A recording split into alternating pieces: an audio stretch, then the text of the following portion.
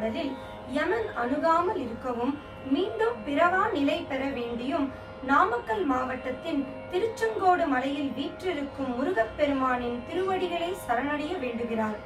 யமதர்மன், அவரது தூதர்கள், நோய்கள் மற்றும் பிறவி பிணிகள் நம்மை நெருங்காதிருக்க முருகனின் அடியாராக இருப்பதே உயர்ந்த வழி என்று இப்பாடல் விளக்குகிறது.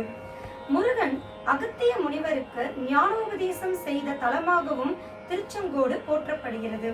இப்பொழுது இந்த திருப்புகழை சங்கராபரணம் ராகத்தில் நாங்கள் பாட உள்ளோம்.